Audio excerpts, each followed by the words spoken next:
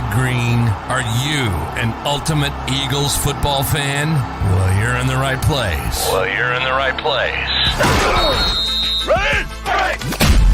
This is Birds 365, hosted by the new Mac and Mac, Jody McDonald and John McMullen. Here we go. Who collectively have covered and talked about more than 50-plus years of Eagles football. Kick off your day with Birds 365. You'll get debate. We love to argue. You'll get the real story from inside the locker room. And you'll hear from some of the great football minds from around the region. You're about to become an Eagles insider. Get in the game. Join Jody Mack and Johnny Mack and join the football community that flocks to Birds 365. Birds 365 starts right now. Welcome to the NFL. Let's go! Let's go! Go!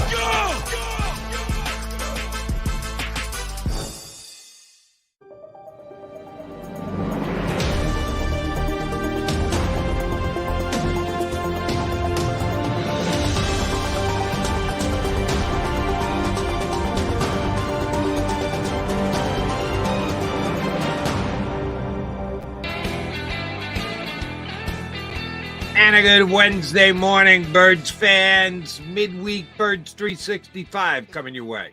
Actually, it's a little different than a midweek because the Eagles played on a Monday night, so it's a shortened week. We'll start to look ahead toward the Buffalo Bills and how they get up and ready for a good AFC team. Did pretty well against a good AFC team this past Monday night. John McMullen, as you can see, not in the house. Travel troubles. And I actually was really close to saying something on the air yesterday, and I didn't because I didn't want to jinx it because I knew what the weather was supposed to be like here in Philadelphia. It is Thanksgiving week. I was like, John, good luck getting home. I was going to say I didn't. Yeah, I knew what I was saying. I couldn't have jinxed it. It was bad. He got caught up, canceled flights and the like. So I'm lucky enough to have Bill Colarulo be able to jump in with me and talk Eagles football for the next 2 hours. Bill, I give you credit. You had the Eagles winning when you were here on Birds 365 last week. I think you, like me, had a little higher scoring than it turned out to be. John was actually pretty damn close to the score. What about the game most surprised you? Since you had the Eagles winning, it can't be the final score, but the way the game played itself out, what surprised you most? What surprised me the most was in that first half, how well the Kansas City Chiefs were able to run the football against this Eagles defense. Nobody's been able to run the ball on that Eagles defensive front, and they were picking up over 6 yards a clip in that first half. So that really surprised me, but they tightened it up a little bit, still gave up, I think, over 4 yards a carry in the second half. But really, you talk about the old cliche of a tale of two halves on both fronts, on the offensive and defensive lines, giving up 5 sacks in the first half, letting them run all over you in the first half. They really cleaned it up in the second half, but that surprised me the most was what the Chiefs running game could do. And kudos to Isaiah Pacheco. Now, he's a Chief, so I'm not going to root for him because I don't root for the Chiefs, but I kind of root for Rutgers guys. I like Jersey's guys who play well, and he is one tough SOB. There's not been a runner against Eagles all year that has made the kind of yards after contact that he does. He just runs through tackles and drops shoulders and pushes the pile, and I don't know that they're going to face another guy. They've got a true test coming up in a couple of weeks against arguably the most talented back in the game, in Christian McCaffrey. But he's a different type of back. He does it more so with speed than he does with power. The fact that the Eagles were pushed around a little bit in that running game throughout the game, you're right, more so in the first half than the second, but does it scare you going forward for the Eagles defense here going into the postseason? It doesn't. I think they'll be able to get it right.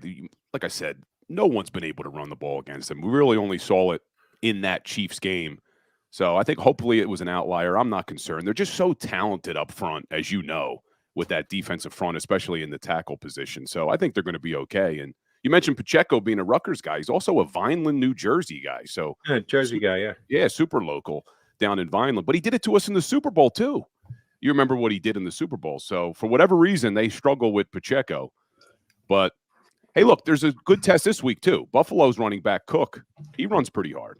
It's true. Not like Pacheco. I don't know that there's another more violent running back in the NFL than Pacheco is, but Cook has played well of late. So, yeah, they're going to be tested. But before we get to the Bills, and we've got a couple of days to do that today and Friday, by the way, in advance, happy Thanksgiving, everybody. Birds 365 will not be here tomorrow, but we will be back for a Friday show before Thanksgiving. But before we get to the Bills, just the win over the Chiefs, I want to let you get involved in a little debate John and I had going yesterday. It was me versus John and Darius Slay, as a matter of fact. Because John mentioned after the game in the locker room, got a chance to talk to some of the players.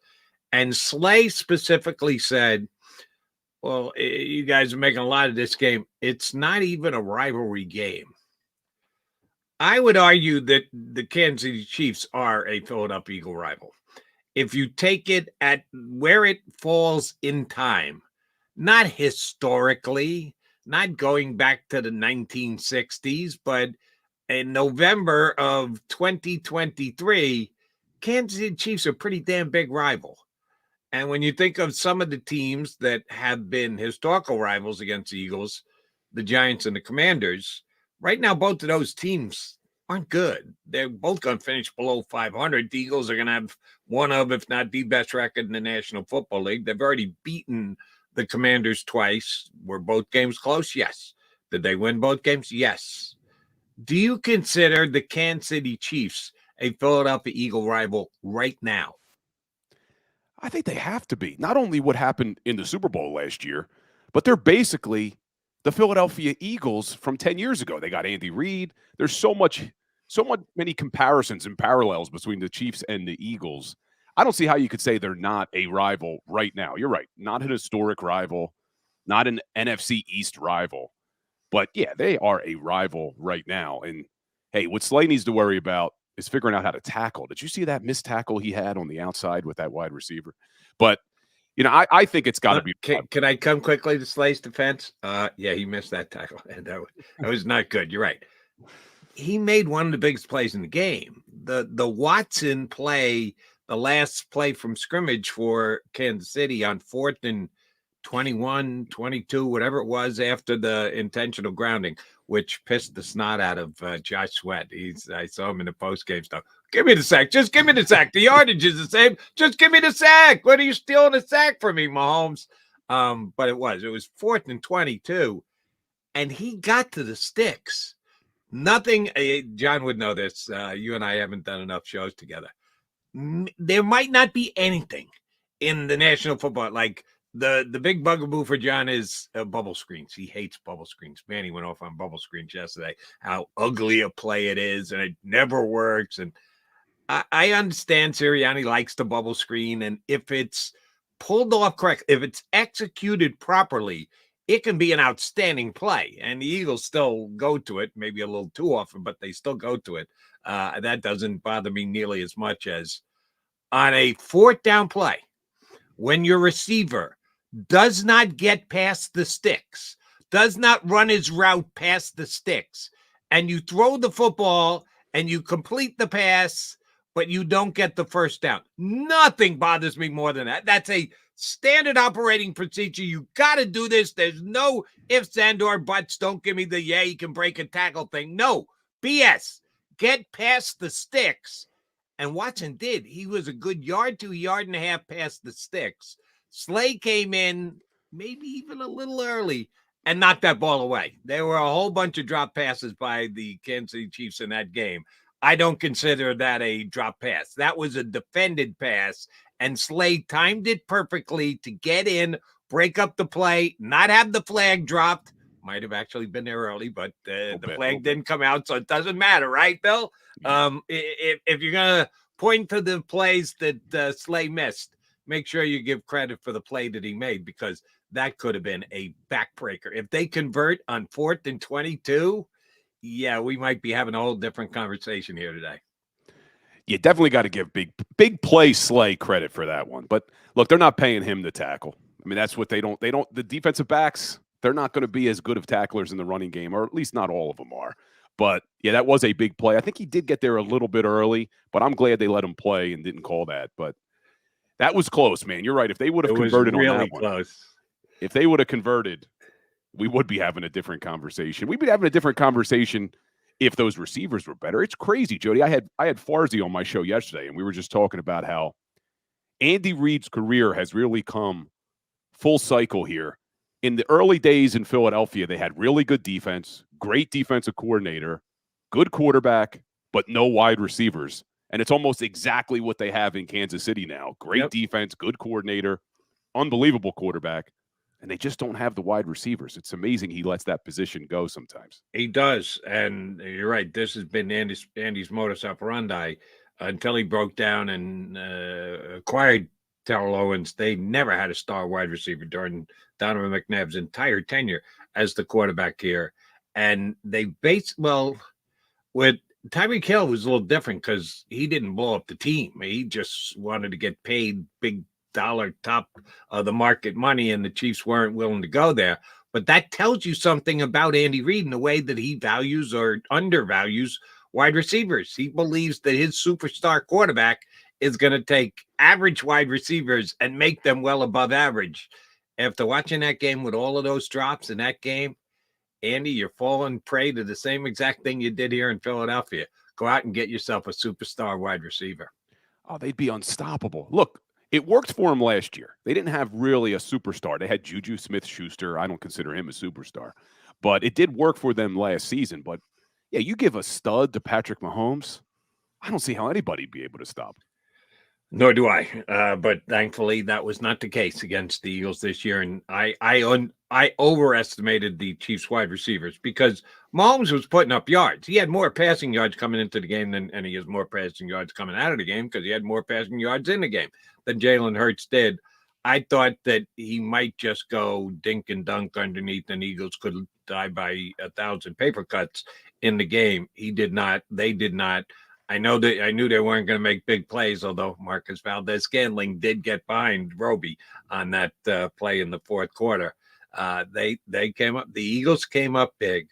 So I've heard this, and we mentioned it at least once yesterday on Birds 365. A 60-minute game. The Philadelphia Eagles are 9-1. They have the best record in football. They're the number one team in football by almost any metric. That stupid ESPN Power Index thing still has them seventh in the league.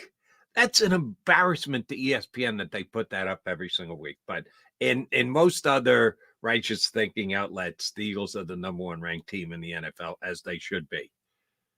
But they haven't played a 60-minute game yet.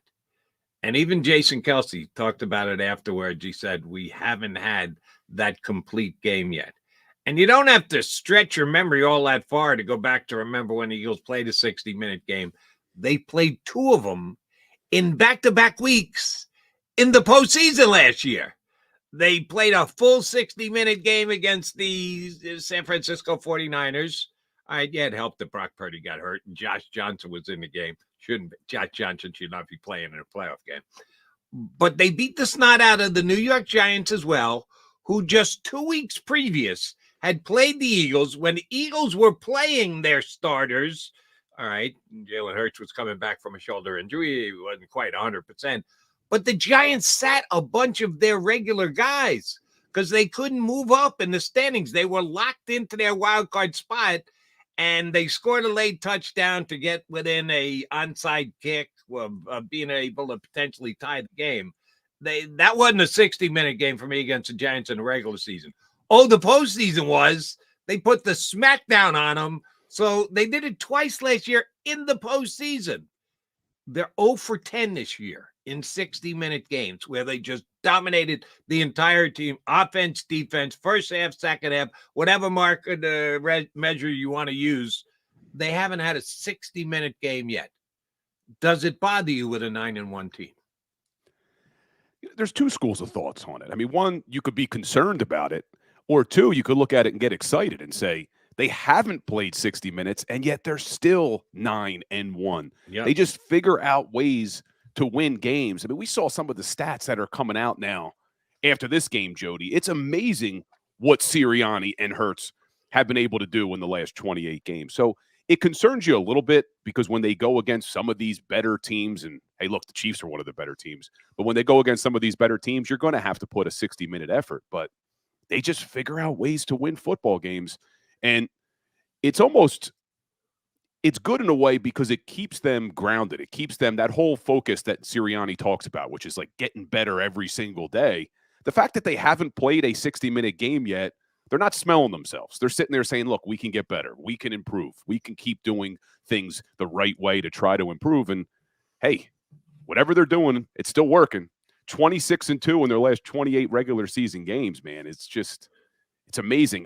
I said this on my show yesterday too, Jody. We got to start enjoying this. I think you and McMullen have talked about this too, these are the glory days for the Philadelphia Eagles. We really need to enjoy what we're watching because you don't see this at the NFL level. This is college. This is high school stuff, how they're winning at this clip. But, hey, that's what we do in Philly, man. I was going to say, I'll tie it to Philadelphia slightly differently. Short-term history, it's nice that they're putting up these salad days, regular season numbers, 26-2, some of the numbers you just threw out. They lost that game to the Chiefs last year in the Super Bowl. Yeah. The Philadelphia 76ers have made the playoffs years running now. They can't get past the second round.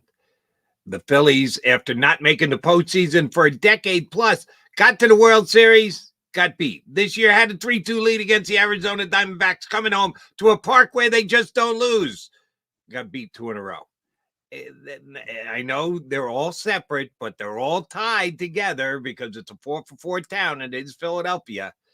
We are kind of waiting for the postseason. They need to win the last game of the season, a.k.a. the Super Bowl, the glory days that are the regular season.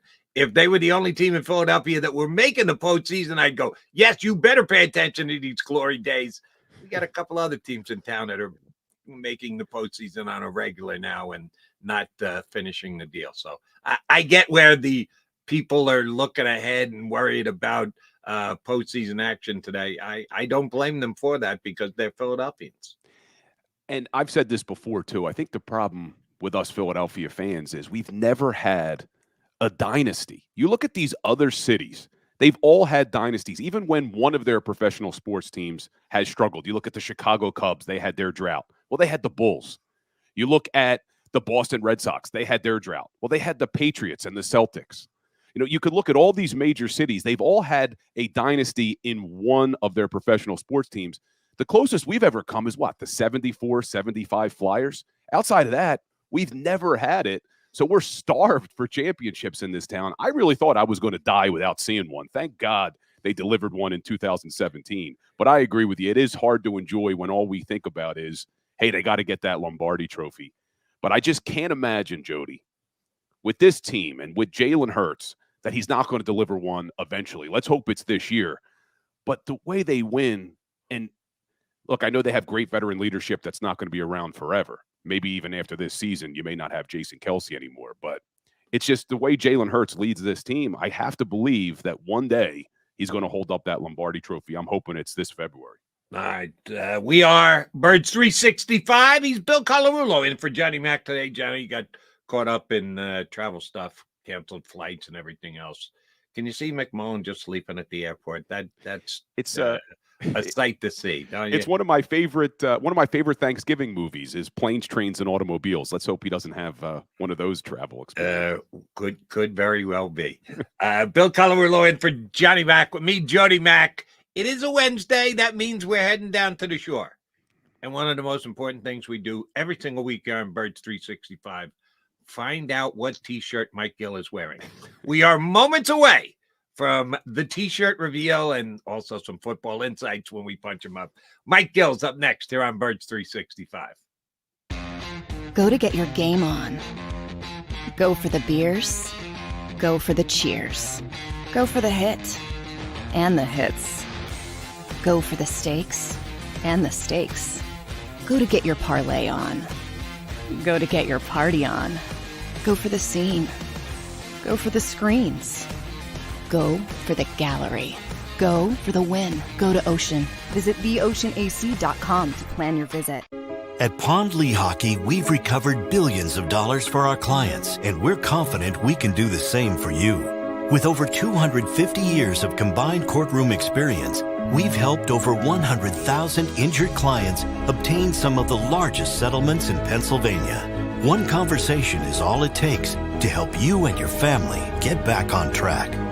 If you've been injured in an accident, give Pond Lehocky a call. They're carving them up and good play calling along the way. First and goal at the 6.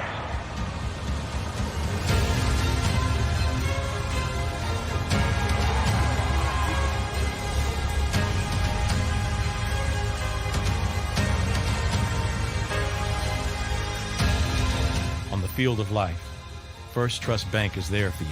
Champions on 3. 1, 2, 3. Because Philadelphia dreams deserve a Philadelphia bank.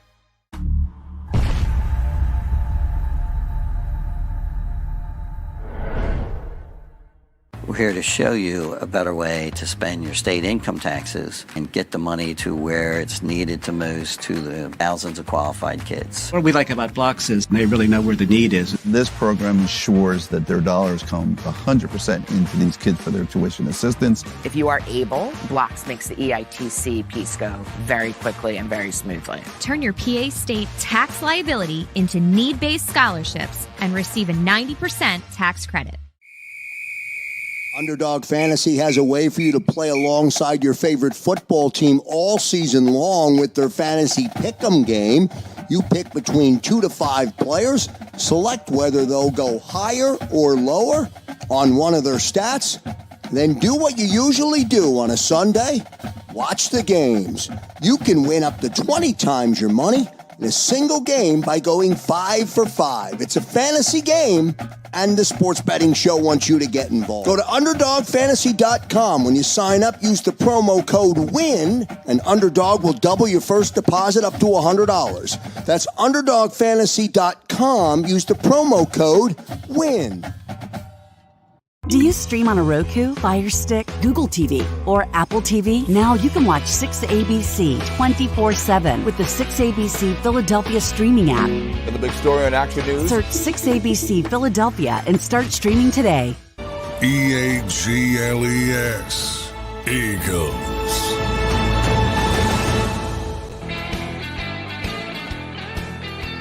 Yes, we thank you for streaming in here on Birds 365. That is Bill Colarulo. He's in for John McMullen today with travel issues getting back from Kansas City. I'm Jody McDonald. That is Big Ben, or at least it looks like that with the clock in the background, or Big Mike Gill, as we like to call him. Mikey G, I know this is like one of the biggest decisions you make every single week, and we put into the test and the task every week. What kind of T-shirt are we wearing today? Well, I was at the Naval Academy this weekend, so I have kind of a theme there. I'm going old school Pentagon for the Eagles defense on Monday night, shutting it down to win the game. No college for you, Jody, but okay. I figured Pentagon for the Eagles defense Monday night, be coming up with some big plays. The plays they couldn't get on the ice skating rink in the Super Bowl, they made on a much better surface Monday night. Wasn't that much better of a surface, though. That weather, I think, played a factor a little bit. That tells you something, Bill. The fact that it was raining and the surface was still better than what they played on in the Super Bowl. That's a fair point. The defense, I thought, listen, Kansas City had some plays to make. They didn't make them. I mean, drops, we know, but how many balls did Mahomes throw where he missed? And you're like, oh, man, he usually makes that throw. He had 3-4 throws where he just missed guys. There was one, the Eagles, look, give them credit. They got some pressure. He runs through the pressure, and he kind of throws off his front foot and just kind of got too much air under it. That looked like a big play. He missed one down in the red zone. He had a couple throws, and I think he got caught on the sideline saying, I got to make that bleeping throw.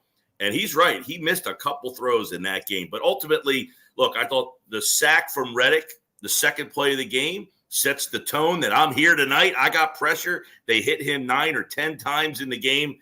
And I thought the defense really showed, hey, when we have to play a big game, Miami, Kansas City, we have it in us still.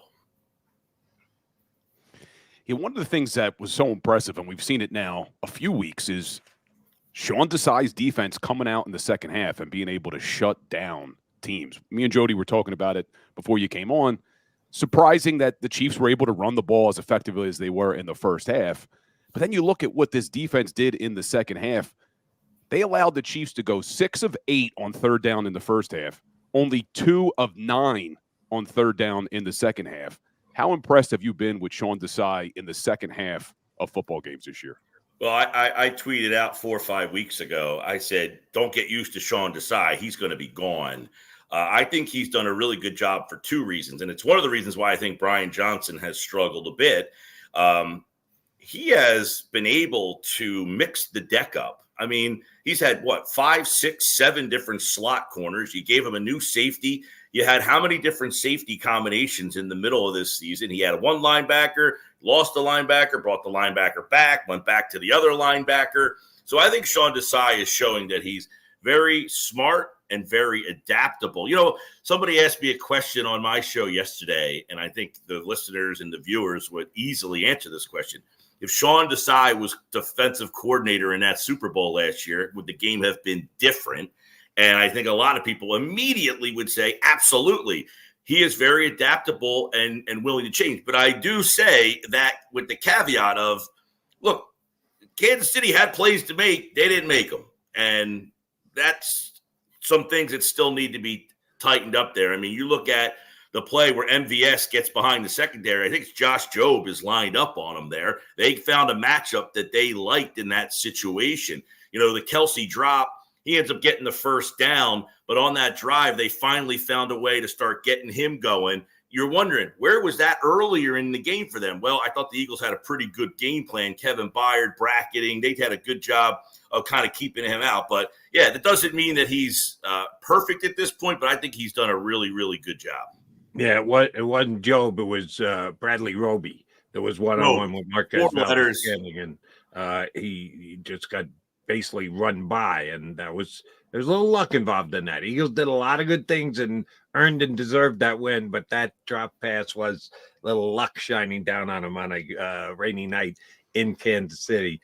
Here's what I'll say about Desai. I disagree with you, Mike. I don't think he's going anywhere. I don't think either of the Eagle coordinators going anywhere.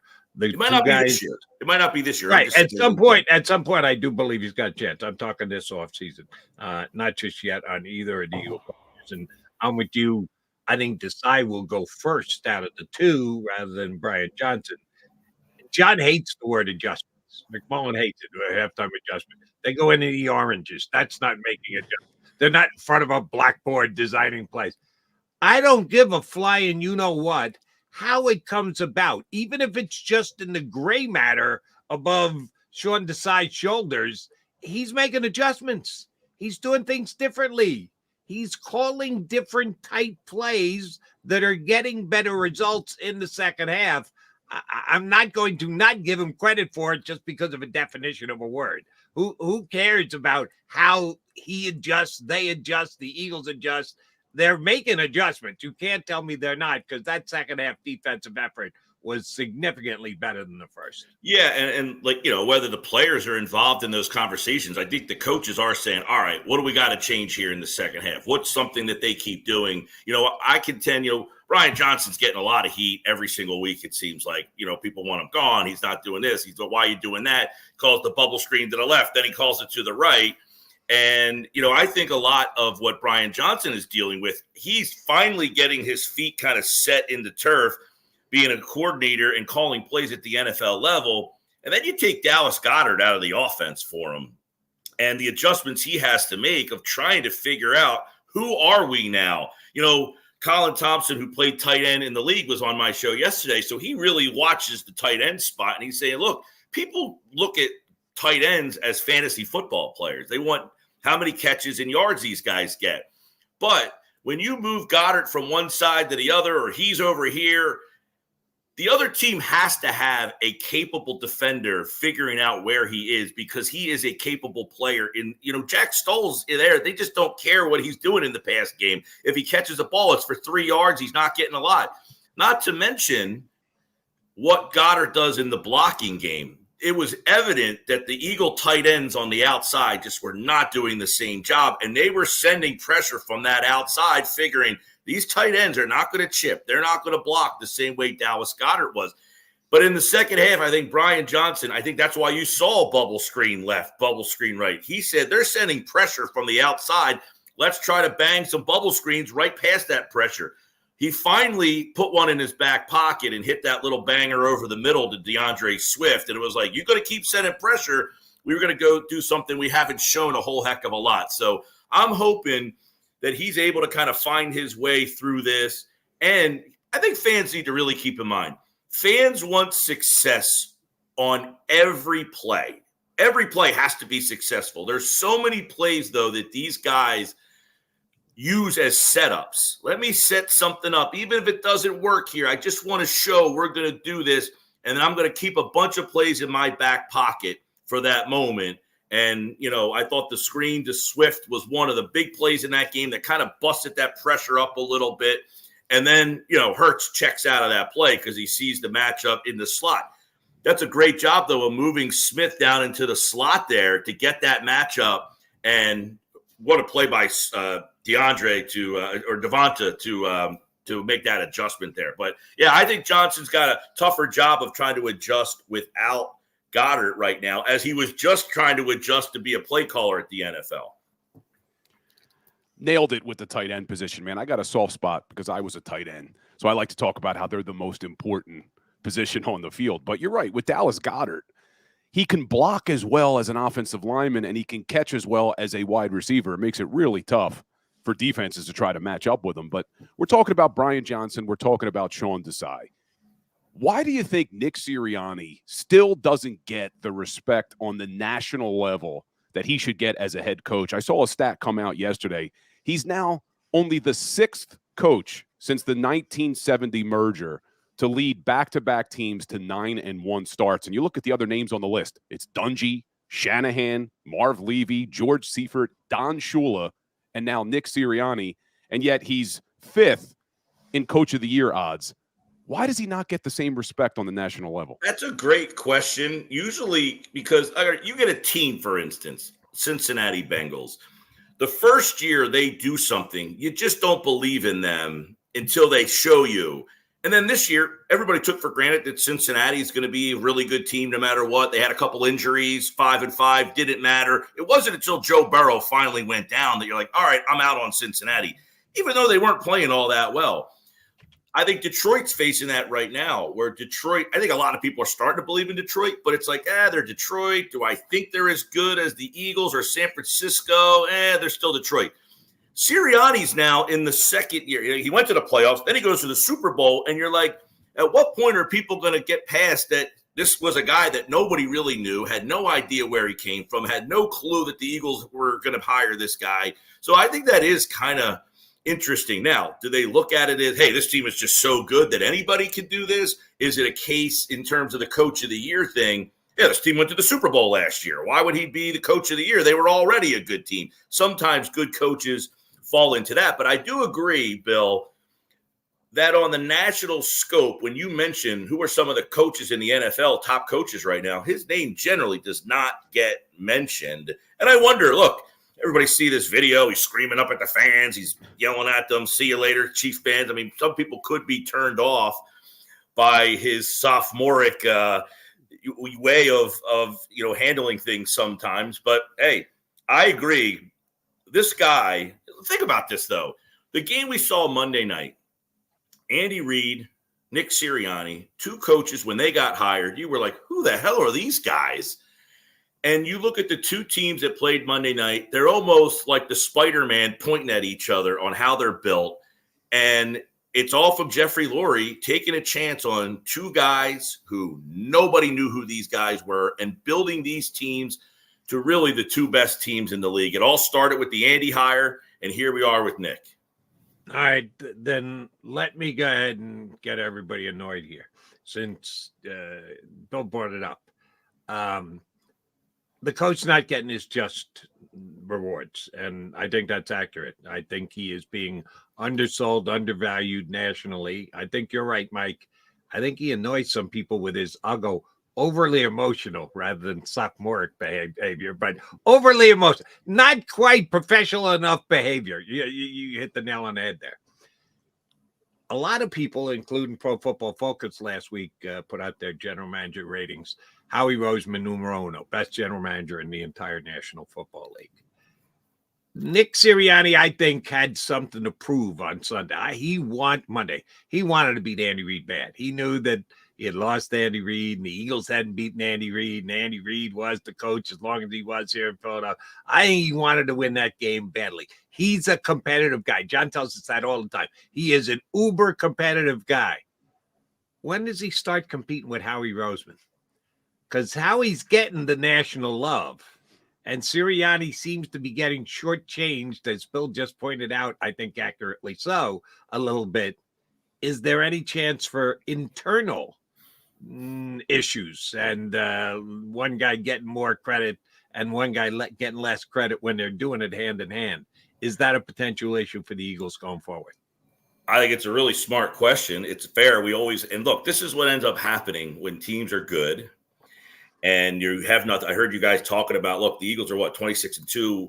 We actually were talking Monday about this season has kind of been a little boring, but Philadelphia doesn't like to play with expectations. They like to be the underdog. Our favorite seasons are all these seasons that you didn't expect to win. Now we're expecting to win, so you're trying to find things. But I think what you're finding is a very interesting kind of psychology thing here of, hey, I'm not getting the love. It's almost like Tommy Morrison in the Rocky movie. Like, hey, when am I going to get the presses here? What are they giving you all the stuff for? And we haven't seen any, like Sirianni's a kind of an interesting guy. We see him yelling at the crowd, doing all these things. And then he gets into the press conference and he does kind of shuffle himself back to like, coach, one game at a time, yada, yada, yada. But, at this point, we have no evidence that that's happening, but I do think it's a smart and fair question of a team that is just kind of having no adversity and fans not being able to cope with. It can't be all bubble gum and peaches over there. There's got to be something bubbling underneath the surface. Until then, everything seems to be good. But I do think that is something that could arise at some point. Who knows? If this team is still riding this wave in the middle of next year, that would be unbelievable, right? I mean, the run that they're on right now, you said it, Bill. This is high school. This is college. The only difference is high school and college, when teams are like this, they're usually winning 45-10. That's the one thing that is a little different about this team is that they're on this run, and it's not the prettiest thing you ever saw. No, it isn't, but let's hope they can clean it up. Like Jody said, they haven't played a 60-minute game. It'll be scary when they actually start to play 60-minute games, hopefully.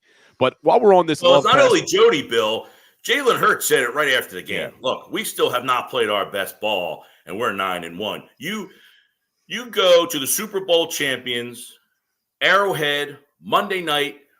They're off the bye, which is another record that's up against you. We talked about Patrick Mahomes had won 14 straight games in November. He was 39-9 or 38-9 entering that game in the month of November and December.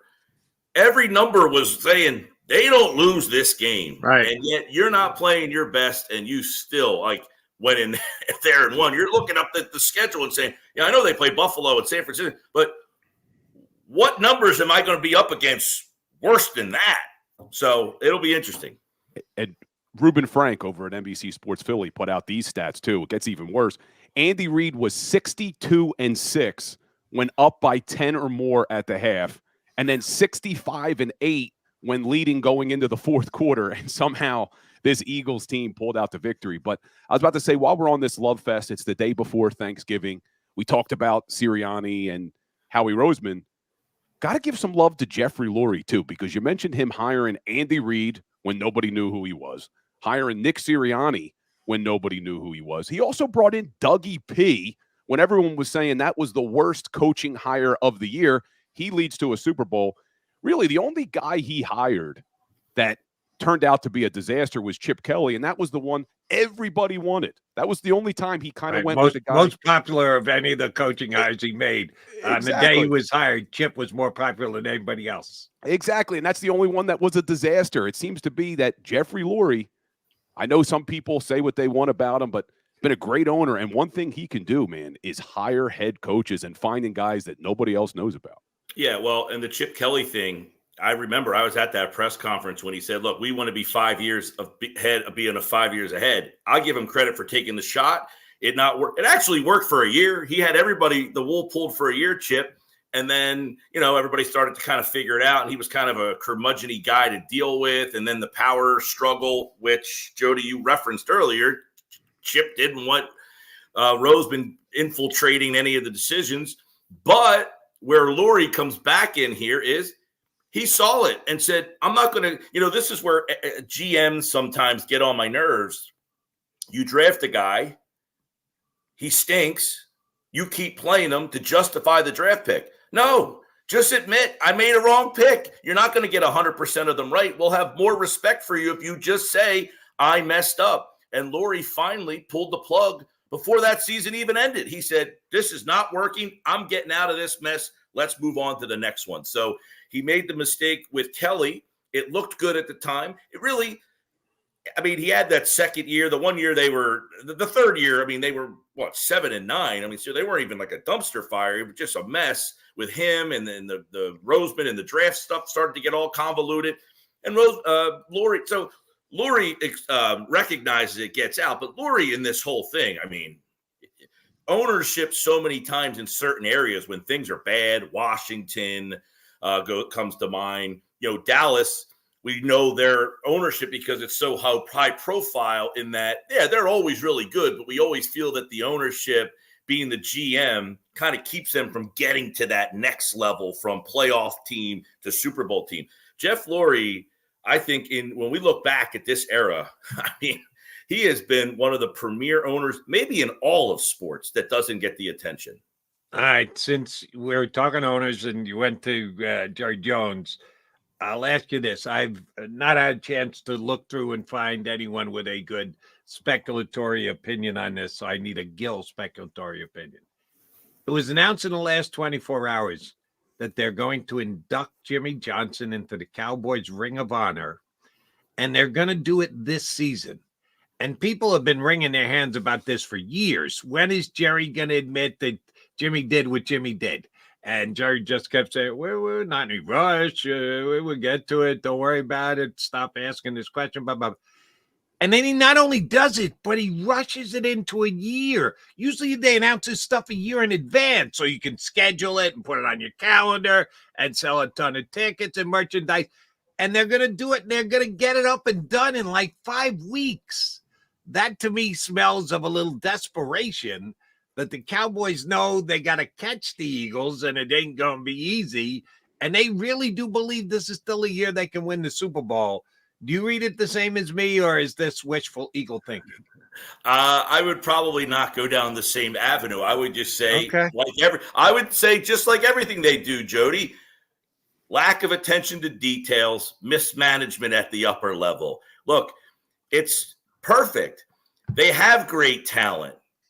Jimmy Johnson, a great talent. I have great talent. The problem is I don't coach my talent well enough. They are doing something with this great talent in this day that they could have, and they're fumbling it just like they did in the loss against the Eagles. You have something nice, do something smart with it. Don't try to rush it. The lack of attention to detail from that organization is epic. It is just apropos that they would mess something like this up. When they have nice things, they mess it up, and that's why they're the Cowboys of – I'm 46 years old. I saw the 90s, so I do remember them being the team of the 90s. But after that, I co-host a show a couple days a week, guys in his 30s. He said, I've never seen the Cowboys be relevant ever. So most people in their 30s don't understand why the Cowboys are on the level that they are nationally. And I'm wondering, when our generation has kind of passed, will the younger generation have carried that Cowboys thing through? Are there enough younger people? Because the team's never been good. I mean, for 30 years, the team hasn't been relevant. So is that 30-year group of fans coming through still supporting them like the bandwagoners of the 70s and the 90s? And you saw it after the game against the Chiefs. All the Eagles fans that are in the stadium start chanting, Dallas sucks, in Kansas City. You're right, though. I mean, we have that hate for Dallas because we knew when they were good. I hope it continues because I love always rooting against Dallas. And let's keep it with Dallas for a second. Thanksgiving Day, as we're about to sit down for dinner, any chance Sam Howell and the Washington Commanders can go into Jerry's World on Thanksgiving as 11-point dogs and knock off the Cowboys? Yeah, I mean, look, Washington showed they can move the ball. They can put some yardage up, and Dallas has shown they can let their guard down. And look, they had a game last week at Carolina where I don't think anybody thought they were losing that game. So they go and win that game. They blow the Giants out the week before. Are we all of a sudden ready to say that Dallas is consistent enough that they don't let their guard down in a game like this? This is the kind of game where generally they would let their guard down. Hey, we're now back in the conversation. Everybody believes in us again. Do I think it's going to happen? Not necessarily. But your question was, could it? Yeah, this is the classic Dallas has everybody back believing in them. We've blown two teams out of the water. And now Thanksgiving, everybody watching, and a Washington team that's basically traded away their defense and is, I guess they're kind of in the wild card race right now, sadly, sneaks up and gets you. But look, Dallas's big thing will be, I think it's going to be interesting, the Dallas-Miami game. These are two teams that can't beat anybody of any substance, and they're going to play each other. Somebody has to figure out how to win that game, and that will be the interesting one there. But for me, Detroit's the team with the schedule they have that you have to keep an eye on because they can keep piling up wins. So they're going to keep the pressure on you. San Francisco to an extent, but Detroit's right with you, and their schedule coming up is very manageable that they should only have maybe one or two more losses left on that schedule. Now, they are Detroit. Are we banking on them to get through this? I think that team's pretty good. I actually, from an Eagle perspective, a little PO'd at last week's game. They got to lose that game. Chicago, You got to close that out. You let them off the hook. You had them down and you let them off the hook. I think the Lions will actually be better and grow from that game. And, oh, by the way, Cowboys going to win by about 3 touchdowns on Thursday. That's what they do this year. They get bad teams. They beat the snot out of them. Except for Arizona. Right. Early in the season, Arizona was the only team. Little did we know Josh Dobbs was going to become Josh Dobbs somewhere else. He was in Arizona that day, and then he's now turned into a world beater in Minnesota. No, I expect the Cowboys will beat the snot out of Washington on Thanksgiving. Sorry, Bill, if that ruins your Thanksgiving Day meal, but get ready for it because I think it's going to happen. All right. Question I asked Bill earlier, you mentioned Sirianni talked about it, a 60-minute game. They mentioned it as soon as the game was over. Do you just put that behind you? You're 9-1. What's more important than just continuing to win games or have to have a game where, and not to impress Jody McDonald, the Bill Colarulo, or Mike Gill, or any of our streaming listeners, no, just for their own psyche, to know that they can have a 60-minute game. How important is it between now and the end of the season? Or do you we hear a lot about this in the preseason. They got to get a good drive. They got to put together a solid drive, and that's going out the window. I think this 60-minute thing is only relative if it's necessary. If you need it in that game where the Super Bowl, you had to play a 60-minute game because they were playing at the same level as you were. I think what's interesting about this, I've said really after the Dallas game, everybody tries to search for what's the identity of your team. And I had said for Philadelphia, it's becoming clear that their identity is if you want to beat us, you're going to have to get uncomfortable. You're going to have to do something you don't want to do. And that's the only way you're going to beat us. You're not going to beat us doing what you like to do. If you're going to beat us, fight us. Can they do that they could do that against Washington and Minnesota and Tampa Bay, New England. They could find ways to beat those teams. But can they do it for 3 straight weeks in January where you're playing? And I think this stretch of games is going to be a good test to find that out. Can we not play our best, but make you uncomfortable enough that even if we're not at our best, you're doing something that you don't like to do? Can they win like that for 3 straight weeks? Can they beat 3 straight playoff teams in that fashion? I think these games, this 5-game stretch, they got one. They get Buffalo this week, San Francisco, Dallas, Seattle. If they go 4-1 through this stretch, guys, you got New York, Arizona, and New York. Do we look at this team and say, man, they might go 15-2?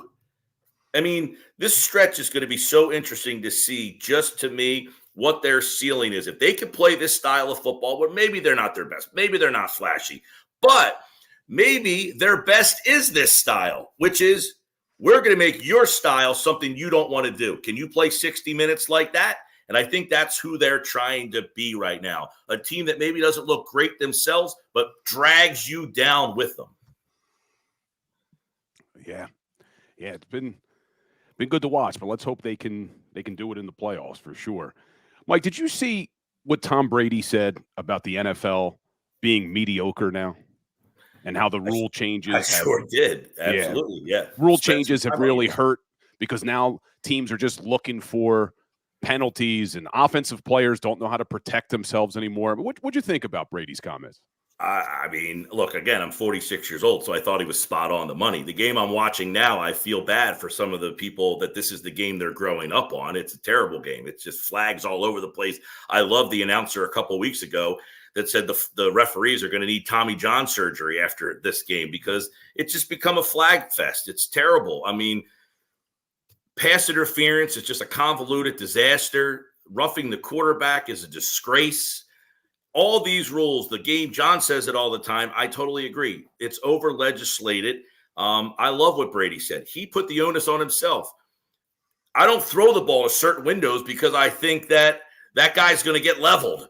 He said, offensive players need to protect themselves. You can't protect them from the defensive player. What's the defensive player supposed to do? Yeah, I think the league has become very mediocre. And look, we're watching it right now. We're watching teams. Is there a team that jumps off the page that looks like, I'll even go to the 90s Cowboys? Does anybody look like these great Patriots teams that we grew up on? I don't know that any of these teams rival anything we saw 10, 15, 20 years ago. And it's unfortunate, but this is the league. It's not turning around. They're not changing anything. This is all safety-based, and we know that. If I were there Bill, I didn't see the stuff about Brady. When did he say it on a radio show or? He was on Stephen A. Smith's podcast. Stephen A. Smith. Did Stephen A. Smith follow up with this question?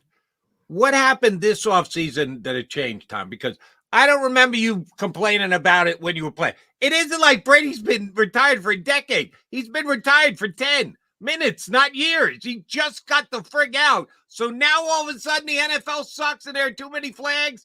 When you were getting all those calls when it's he benefited from them. Never really seemed to bother you enough to say something about it when it was helping you win Super Bowls. Come on. How do you let him get away with a statement like, shame on Brady? He just friggin' left and he never he bitched about being asked to hand over his phone. Yeah, I get that with the whole Deflategate, but I don't remember him complaining about refs week in and week out. And keep in mind, this is coming from a guy who's supposed to be in the Fox booth starting next year, making critical comments of how the league has basically become mediocre. Now you're going to have a spokesman for your league every Sunday with comments saying, what I'm watching is a mediocre product.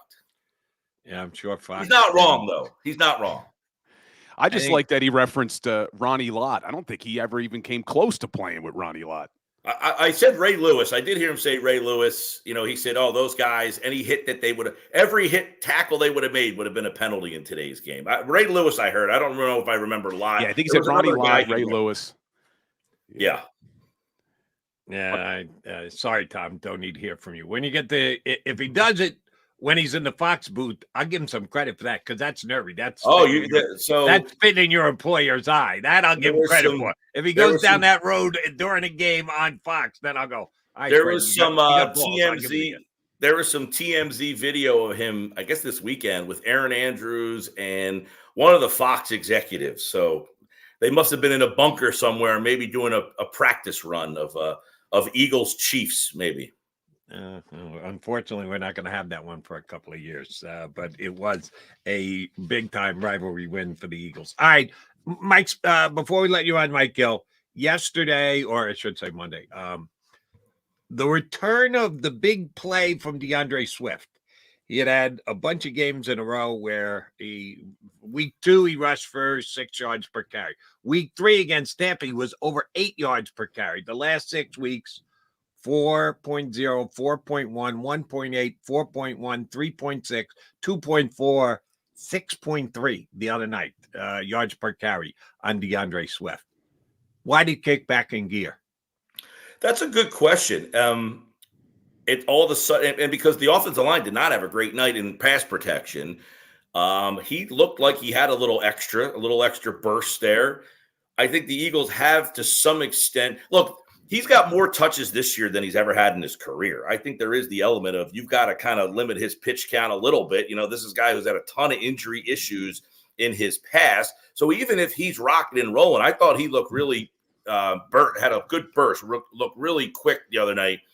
They still seem like they want to hold him to that 12 to 15 area. It's like, hey, we can't give him 18 to 20. That's just too many for him. But for whatever reason, I don't have the answer because it's interesting. We talked about the tight end, Goddard, how big he is in the block, in blocking in the run game. For him to get that extra burst and get those extra yards, I thought was a big positive. Now, early in the game, they did have a quarterback sweep call that they ran. It looked like a called third down where he took off. Could that have just been enough to open up some RPO things that they thought maybe Hurts? So you run it early and then put that in your mind. Hey, Hurts ran that sweep early in the game, so they have to account for him. That could have just been enough to get him rocking and rolling. That's what John and I have been saying for weeks now. That when you don't have the +1 aspect of the Eagles rushing game and the threat of Jalen taking off, it just gives the defense one less thing to worry about, and then they can zero in on the back, and it does cut into his yards. I agree wholeheartedly with you. I thought you were going there. I was hoping you went there. You're a smart man, Mike Gill. MG, always a pleasure. Appreciate it. We will get you up here again next week. Wednesday. We wait with bated breath for the T-shirt selection. I'm running out of shirts, man. I'm running out of shirts. The people watching, you got to send me some stuck up. Yeah, I was going to say, Mike Gill needs T-shirts. For those of you who want to make a statement, Pentagon, he went Pentagon today. You want to make a statement, send your T-shirts to Mike Gill at the Sports Bash 97.3. What town is that in down there? Our building's in Northfield, 950 Tilton Road, Northfield, if you want to mail me a shirt, all right? 950 Tilton Road. Hopefully you wrote that down. That would be XL, by the way. Not a little guy, Mike Gill, so make sure it's XL. Mike, always a pleasure. Thanks, bud. All right. Happy Thanksgiving, guys. Yes, same to you. Happy Thanksgiving to everybody out there, Mike Gill included, but to everyone. Because, this is our last show. We got an hour left to play. We're going to punch up Brian Cameron from Philly Sports Network in about 20 minutes. But, we're going to be off on Thanksgiving like everybody else. So, yes, happy Thanksgiving. We still got plenty more to talk about here on Birds 365, so keep it right here. Go to get your game on. Go for the beers. Go for the cheers. Go for the hit and the hits. Go for the stakes and the stakes. Go to get your parlay on. Go to get your party on. Go for the scene. Go for the screens. Go for the gallery. Go for the win. Go to Ocean. Visit theoceanac.com to plan your visit. At Pond Lehocky, we've recovered billions of dollars for our clients, and we're confident we can do the same for you. With over 250 years of combined courtroom experience, we've helped over 100,000 injured clients obtain some of the largest settlements in Pennsylvania. One conversation is all it takes to help you and your family get back on track. If you've been injured in an accident, give Pond Lee Hockey a call. They're carving them up and good play calling along the way. First and goal at the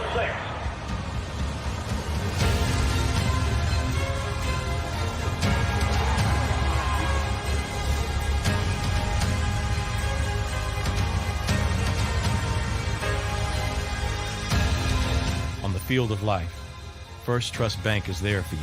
Champions on 3. 1, 2, 3. Because Philadelphia dreams deserve a Philadelphia bank.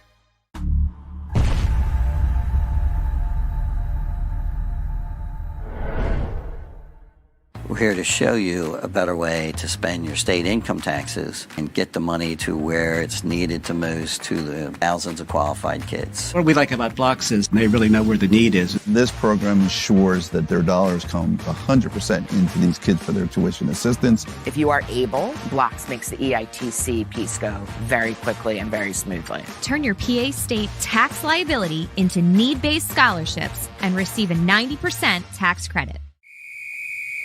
Underdog Fantasy has a way for you to play alongside your favorite football team all season long with their fantasy pick'em game. You pick between 2 to 5 players, select whether they'll go higher or lower on one of their stats, then do what you usually do on a Sunday, watch the games. You can win up to 20 times your money in a single game by going 5 for 5. It's a fantasy game, and the Sports Betting Show wants you to get involved. Go to UnderdogFantasy.com. When you sign up, use the promo code WIN, and Underdog will double your first deposit up to $100. That's UnderdogFantasy.com. Use the promo code WIN. Do you stream on a Roku, Fire Stick, Google TV, or Apple TV? Now you can watch 6ABC 24/7 with the 6ABC Philadelphia streaming app. For the big story on Action News, Search 6ABC Philadelphia and start streaming today. EAGLES, Eagles.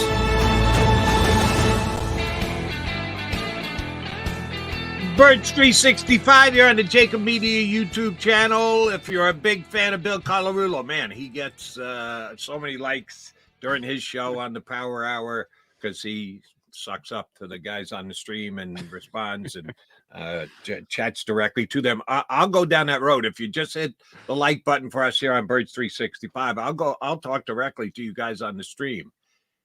Get ready for a realistic Jody McDonald question that could potentially have an answer that doesn't project to the Eagles winning every game between now and the end of the season. Some people just can't stand the fact that I bring up something that isn't 100% positive about the Philadelphia Eagles, and I'm going to go there again with you, Bill Colarulo. We brought it up at the end of yesterday's show. My best fan here on the stream, Dominique, got ticked off that I brought it up at all yesterday after a major Eagle win.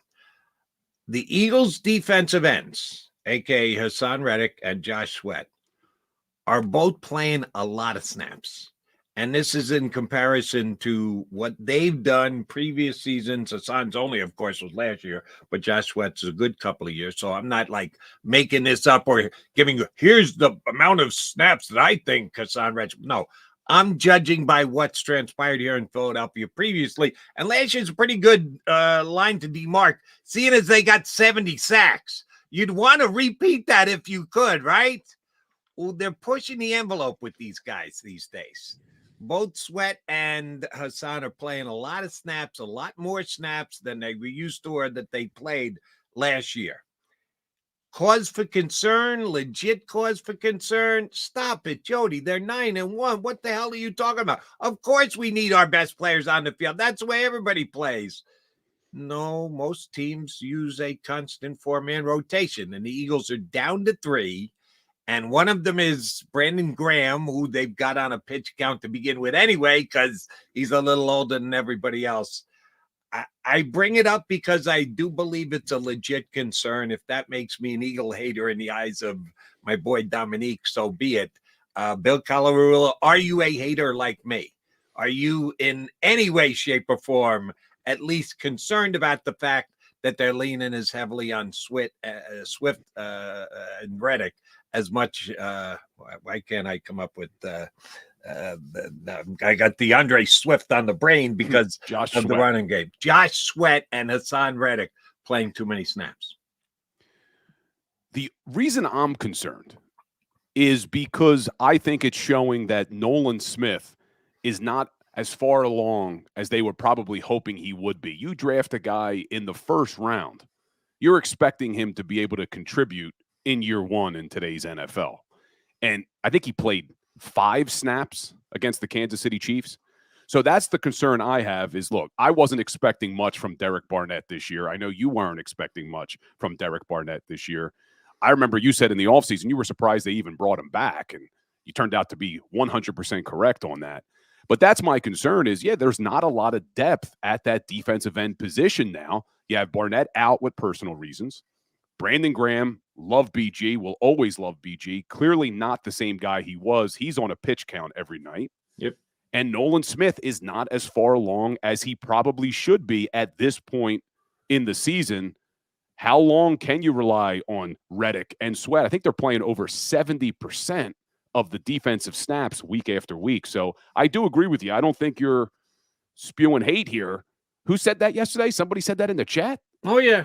Dominique, our Jaquaski Tart, head of his fan club. He thinks I'm a stone cold hater because how dare I bring up anything but only optimistic points on the Eagles. Sorry, if you're looking for a cheerleader, Bill, I don't catch enough of your show going forward. I doubt that you're as big a cheerleader as some of these people would like. But my job is to look at both the positive and the negative. And if it annoys some people that I reference the negative from time to time. And, it really did piss me off yesterday because I didn't bring this up till the last 12 minutes of the show. We sung the Eagles' praises. We talked about how everything was great, whatever. And they got all bent, or I shouldn't say they, Dominique in particular, got bent out of shape because I brought it up. I brought it up in the last 15 minutes of a 2-hour show. We sung the Eagles' praises for an hour and 45. How dare you point out that maybe they're taking a risk at playing 2 guys at a position where they usually substitute liberally? How dare you bring up anything negative about the Philadelphia Eagles, Jody Mack? Yeah, that's my boy, Dominique. Yeah, I'm a little surprised at the trade deadline. I know you've heard rumblings that maybe Sirianni, Howie Roseman was sniffing around for another pass rusher, but it would have been nice. And you look at the 49ers, look how deep their defensive line is. Eagles have that depth at the D tackle position, but they're certainly light on the edge. Hey, maybe Nolan Smith will prove some things towards the end of this season here, but that's my concern is I was really hoping a first-round draft pick would have been a little bit more ready than Nolan Smith is. And if you'll remember back to the preseason, and I don't get down there every single day like John does. He's there every single practice, every single minute. The limited amount of minutes the Eagles give the media, as a matter of fact, to see everybody singing the praises of Nolan Smith. He's a playmaker. He's a speed guy. He's going to open up eyes. He's going to be part of the defense, a potential star, favorite player here in Philadelphia going forward. And he kind of leveled off.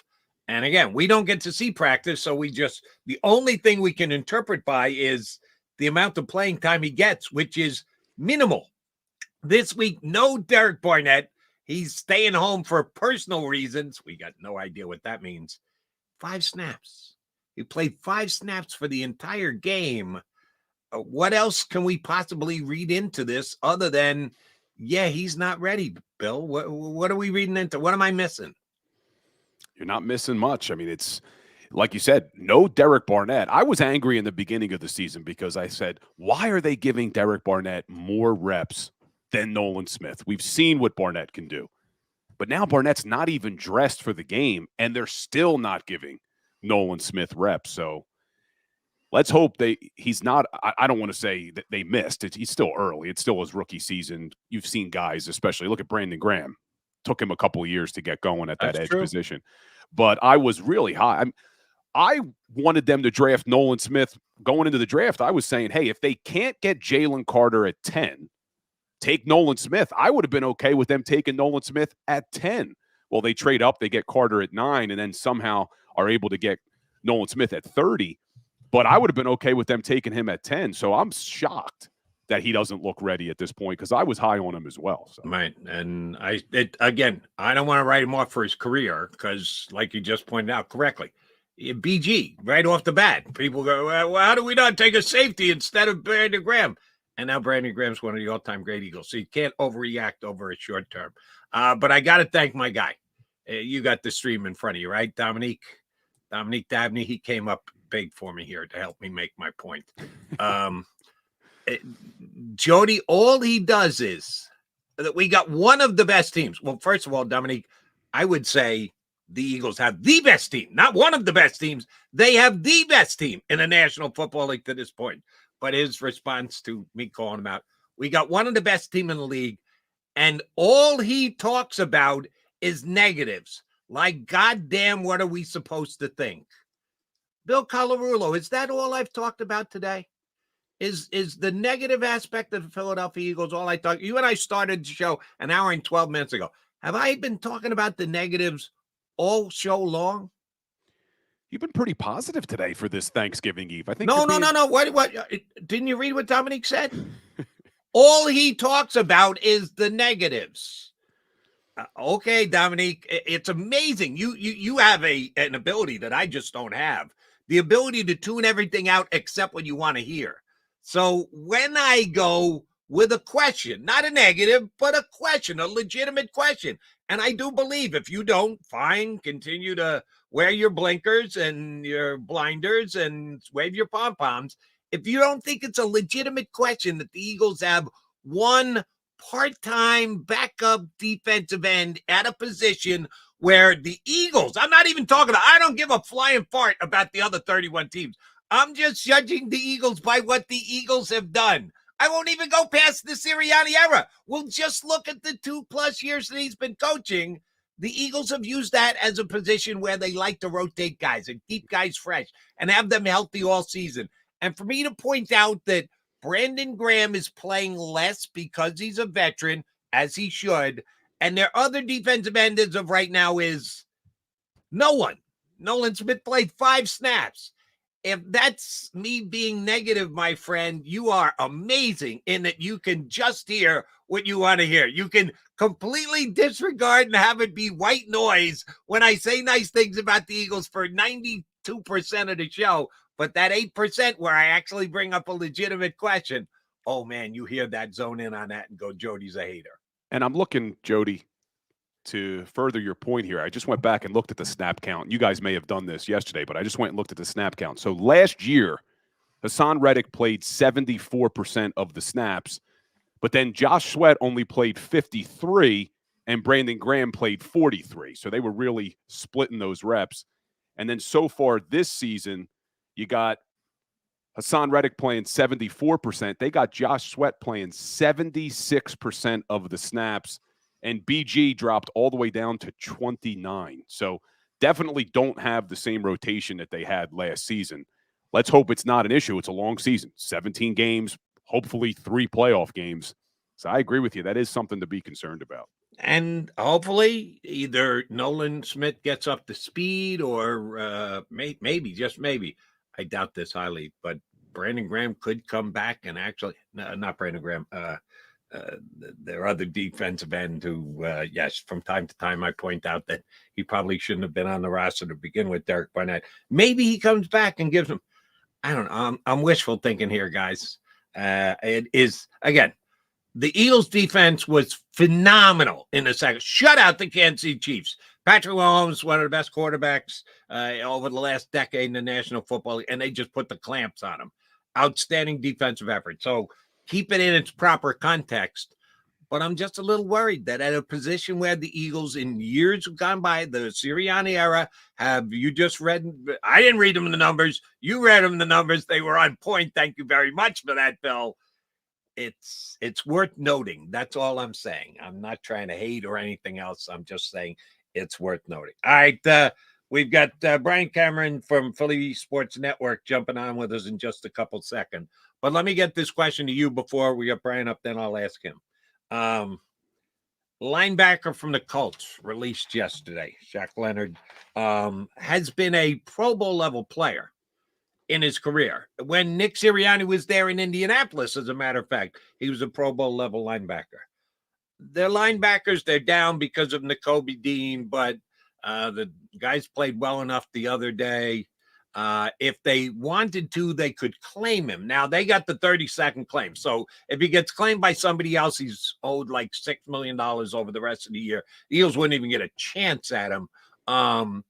Do you think the Eagles, as we talk here about defensive ends and a little bit of a shortage there, do you think a linebacker hitting the market who's been a Pro Bowl level, not of late, but Pro Bowl level, do you think the Eagles show interest in him and would put a claim into him if he drops all the way down to 32? I think they should. I think they certainly should. I don't think it can hurt to add a little depth at that position. You just mentioned Dean's hurt again. I wouldn't say to put Morrow or Cunningham on the bench. I think both those guys are playing pretty well. But to get a guy who's only 28 years old and Shaq Leonard, been a starter in this league for a long time. You mentioned his history with Nick Sirianni. And if you remember correctly, when Sirianni had that really bad opening press conference to start his tenure in Philadelphia, one of the first guys that came to his defense was Shaq Leonard from Indianapolis, saying this guy is a good coach. You're judging him by one bad press conference. So I would like to see them bring in a guy like him. Why not? If the price is right, I think it's about $6 million left for the rest of the year. That's a pretty good price. Yeah, for at this stage of his career, only okay player. Yeah, so it would depend on if they could squeeze him in. I'm sure Howie Roseman could figure it out, but there's not. They get it done. Yeah, they could renegotiate a couple of contracts, but the question is, can they fit him? But is he worth fitting, in your opinion? Depends on how much he has left. I haven't watched too many Colts games. I know he was good in his career, but if it's a depth piece, I'd be okay with it. I mean, it's not like 28 years old is a crazy age. Zach Cunningham is 28 years old. Right. So who knows? Maybe the guy still has some left in the tank. And look, I don't know much about him. I'm not a huge Colts fan. But what I will say is I think he showed a lot of character yesterday. I'm not sure if you saw. He gets released, but still shows up to give out turkeys and food for the Colts. And I thought that was a really classy move on his part. So, hey, if he fits the culture, Nick Sirianni knows him well. I don't think it would hurt to add some depth at that position. I think he's a class guy, and I think he would fit the culture. That's not for me. That's not a question. I just don't know that he's a $6 million linebacker anymore. Yeah. And you might want to keep that flexibility under the salary. I know there aren't major moves to be made, but maybe someone else drops out and becomes available with a couple of weeks ago, and you might have better use for that salary cap flexibility. He's Bill Colarulo. I'm Jordan McDonald. Appreciate you streaming in here on Birds 365. Coming up next, Brian Cameron from Philly Sports Network, Eagle Beat reporter, going to join us and give us his insight for what went down in KC, and we'll take a little bit of a peek ahead to the Buffalo Bills with Brian Cameron from the Philly Sports Network next here on Birds 365. Go to get your game on. Go for the beers. Go for the cheers. Go for the hit and the hits. Go for the stakes and the stakes. Go to get your parlay on. Go to get your party on. Go for the scene. Go for the screens. Go for the gallery. Go for the win. Go to Ocean. Visit theoceanac.com to plan your visit. At Pond Lehocky, we've recovered billions of dollars for our clients, and we're confident we can do the same for you. With over 250 years of combined courtroom experience, we've helped over 100,000 injured clients obtain some of the largest settlements in Pennsylvania. One conversation is all it takes to help you and your family get back on track.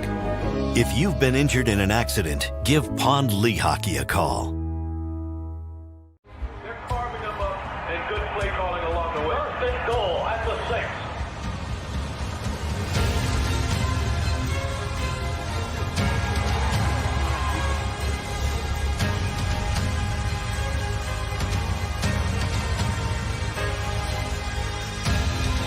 On the field of life, First Trust Bank is there for you. Champions on 3. 1, 2, 3. Because Philadelphia dreams deserve a Philadelphia bank.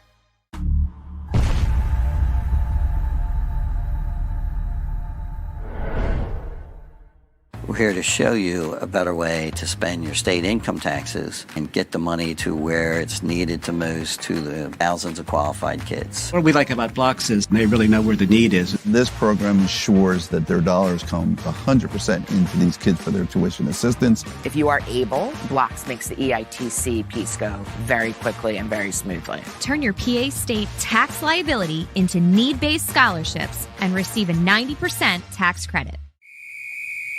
Underdog Fantasy has a way for you to play alongside your favorite football team all season long with their fantasy pick'em game. You pick between 2 to 5 players, select whether they'll go higher or lower on one of their stats, then do what you usually do on a Sunday, watch the games.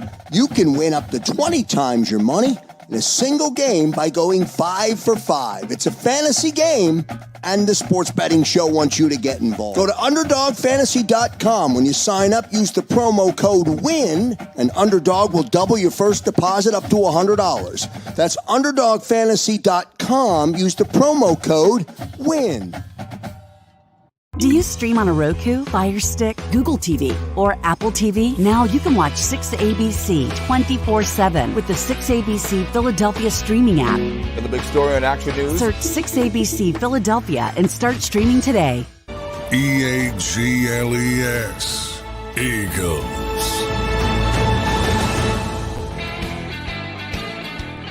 Appreciate you being here on Birds 365. We've got Bill Colarulo in for a still out there on the road, didn't get back from Kansas City, travel trouble. John McMullen. Bill's in today with me, Jody Mack. And we've got Brian Cameron from Philly Sports Network jumping in with us. Thank you very much. Is that Christmas tree I see in the background already? You already got it up there, Cameron? Yeah, I got it up ready. You can see my daughter scootering very around nice. the house as well. Yeah, we're big on getting the Christmas tree up early, and then we take it down literally the day after Christmas. Oh, see, I'm a lingerer. I don't put it up till after Thanksgiving, and then I get it sometime in late January. I'll probably take it down. A little different, a little lazy over here in the McDonald's. All right, got a question for you. After the game the other night that the Eagles won, Jalen Hurts said they didn't reach the standard. They didn't reach their standard. How dare he? How dare he go negative after a win? Why would Jalen Hurts do that? Why would he bring up, because I'm, by the way, getting crushed here on the stream because I actually bring up things like they might be overusing their defensive ends a little bit at this stage of the season. How dare Jalen Hurts go negative and say they didn't reach their standard the other night against the Chiefs? I think it's the norm coming from Jalen, right? Like Jalen expects greatness from this team, and this team has, as we've seen, right, they're not the 2022 Philadelphia Eagles, right? They're a different breed of Eagles this season. They're going through adversity week in, week out, but they have yet to play their best football. I mean, we saw a very questionable play calling from Brian Johnson. Back-to-back bubble screens, QB draw on third down once again this week. So it's just a matter of saying like, yeah, win is a win, great, but we're still not playing our best football, which it should be encouraging to say the least. I'm getting a kick, Brian, out of watching your daughter back there, man. My kids always try to come into the office and bother me when I'm on the show, but she's being good, man. I love it. So talking about the standard, one of the things that a lot of fans were frustrated with early in the season was the red zone offense. They were near the bottom of the league, and they've been getting better and better each week. They're actually in the top 10 now at number 9 in the red zone at 59%. If you look at the last, 5 weeks now, since week 6, they're number 1 in the NFL, converting in the red zone 75% of the time. What have you seen different? Is it just better execution? Is it play calling? What do you like about their red zone offense right now? What I like about it is they're very leaning towards DeAndre Swift. I feel like when they get close enough, they're letting the offense actually, I feel like, run through the run game, which is something that it needs to happen a little bit more. And they're not being as reserved as they once were. I feel like in the beginning of the season, they were just stale because it seemed like they were so worried about making sure that they didn't cause any turnovers, anything of that sort, that they were just playing a very weird offense. But now it's more so like, hey, like, let the guys roll, let DeAndre do his thing. If we're at the 1 yard line, let Jalen do his thing. I don't want to say they're getting creative, right? But they're getting they're starting to find ways that work for themselves at the moment. But they're not at that point where it's, that level of creativity is back yet. All right, Brian, I'm going to bring you back to Monday night. I need your in-the-moment reaction. Andy Reid, 4th down, his own 39-yard line with the lead, and he decides to punt on what I thought was a reasonably makeable field goal. Harrison Butker is a guy who makes almost 70% from 50+. It was 57. It wasn't outrageous. It wasn't 62 that he was asking him to kick. It would have been a 57-yard field goal. Ball's on the 39, and he decides to punt. And, of course, he gets the worst possible result, which is a touchback. So he picks up all of 19 yards on the exchange. How big an impact did that have on the outcome of the game, strategically and mentally and emotionally? I think it's a significant impact. And looking at it from Andy Reid's standpoint, it's like if I'm punting, I believe in my defense that much. Defense was doing their thing against the Eagles' offense for most of the game. So it's kind of one of those moments where you believe in your team more than you believe in what you see on the opposing sidelines. It's Andy Reid at the end of the day. I mean, we can question him as much as we want, but he's efficient as can be in this league. And it was a game changer on their part, but I think it was more so a praise for their defense of what they were doing in that game. And sticking with the defense for a second, we saw 2 turnovers in the red zone by that defense, interception by Kevin Byard, great punch out by Bradley Roby, 2 veteran guys that weren't here to start the season. Howie brings one in as a free agent, another big trade for Kevin Byard. What do you think those 2 veterans on the back end are going to add to this Eagles team going forward? I love the Byard move. I feel like that was a necessity for this year and hopefully for next year. But Byard being back there and kind of getting acclimated, the defense was having issues with creating turnovers this season. I feel like in the secondary, Darius Slay is not who he once was, right? Not as young as he once was, but he's still efficient. Bradbury's been having a very up and down season. And I feel like having that safety blanket where you have a healthy Reed Blankenship, a healthy Kevin Byard, who's actually pretty much a ball hawk at the safety position. It's a necessity at this point. Is great for the secondary. Bradley Roby, I feel like is the bigger surprise. I wasn't expecting him to be such a game-changing player, but having him back and having that consistency in the slot, I feel like it's gonna pay dividends for this team in the long run. We see, Eli Ricks is not fully there yet. He still has his rookie moments, and after that, I mean, there's not many people you can really trust. But having a player like Byard gives you that flexibility as well. You saw a lot of Sidney Brown, Reed Blankenship, and Byard back there. So I'm very I'm optimistic about this secondary and looking in the long run.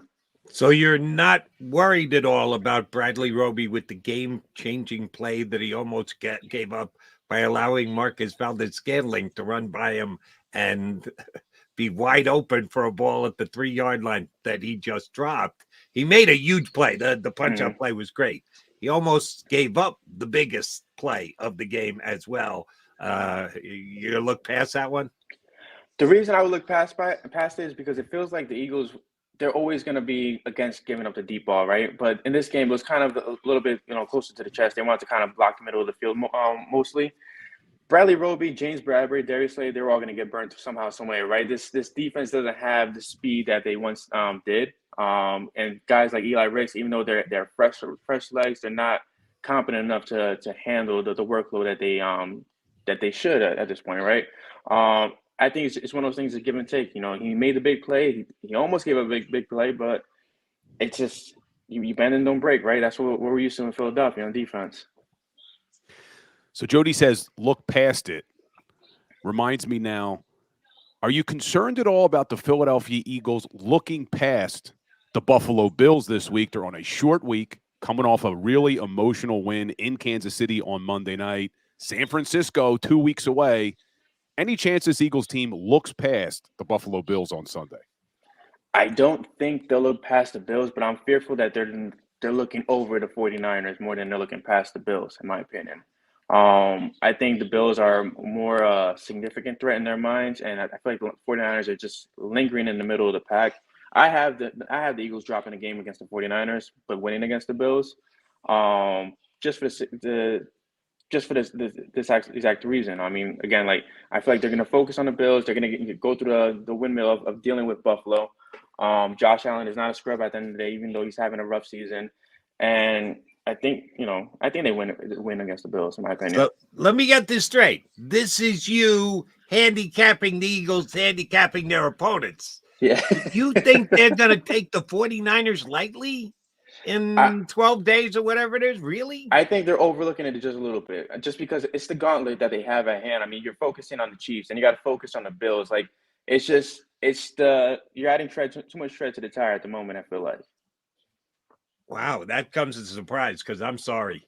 The 49ers are a better team than the Bills. Plain and simple. Oh, no, yeah, hands down. Absolutely. They're just a better team. And why would the Eagles, knowing that the Bills are what we talked about this so much this past week, McMullen kept trying to tell me this Chiefs game wasn't a rivalry game because it's the AFC. You can't have a rival in the AFC. The only thing that matters is the NFC and tiebreakers, whatever else. The Bills tougher than the 49ers? A, the 49ers are just a better football team. The record says they're better. And B, they're in the NFC. How would you overlook the 49ers? How would you get overly worked up for the Bills and then somehow not have enough left in the tank for the 49ers? I'm having trouble understanding that. No, that's completely fine. So, I feel like they're overlooking the 49ers in this current gauntlet, right? Like, you put so much energy in the Chiefs, right? You're going to put as much energy in the Bills game. Then you have the 49ers shortly after that. And after the 49ers, you do have the Cowboys. There's going to be a lot of tread going on these tires in the next 4 weeks of this gauntlet.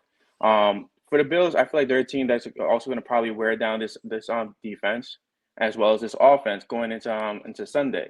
And then the 49ers, I feel like the 49ers have it very easy at the moment with their schedule. So it's going to be one of those things where, like, the Eagles are pretty battle tested at the moment. They're a little bit worn down. And the 49ers could come in and actually steal a game. Interesting. And let me ask you this.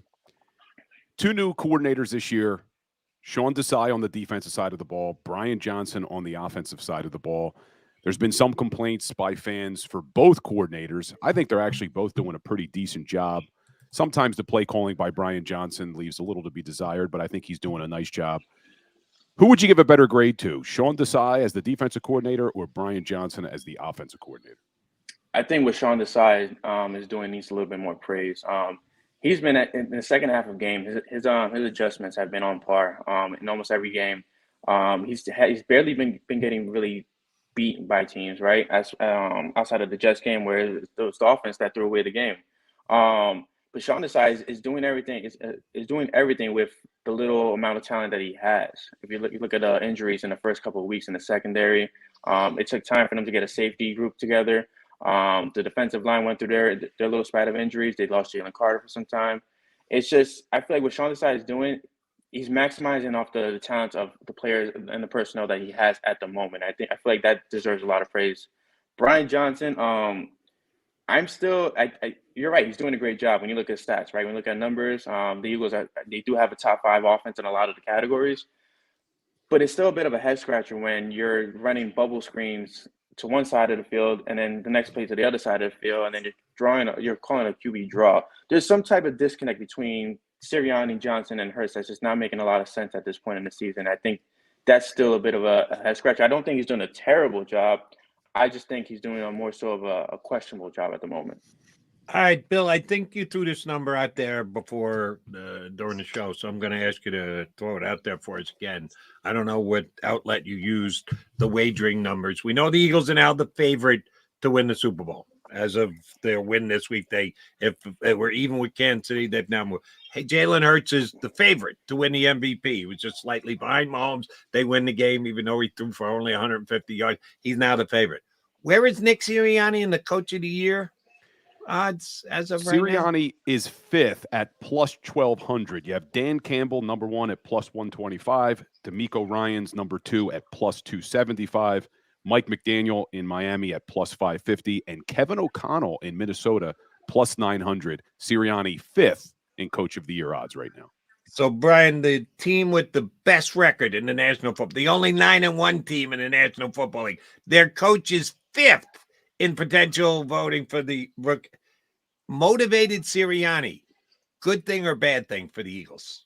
I think great thing, honestly. And I feel like it's been a weird thing. I mean, even 2017 when the Eagles, they had the best record and they who won that year? I think it was Sean McVay that won Coach of the Year over Doug Peterson.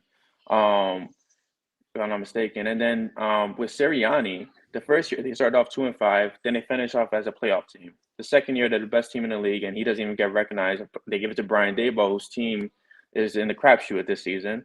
I feel like a lot of what Sirianni is doing is being overlooked because of the talent that he has on his roster. But people need to understand, like, with talent comes ego, right? Huge egos on this team, right? To kind of to create a culture where these guys buy into you week in and week out, and you never hear any riffs. You hear nothing leaking from the locker rooms. There's no more Alshon Anonymous, right? Nothing like that's going on.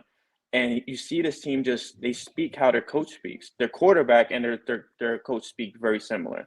What Sirianni's doing, I feel like is incredible. How he's taking the reins at such a young age, and with not so much years under his belt as a head coach.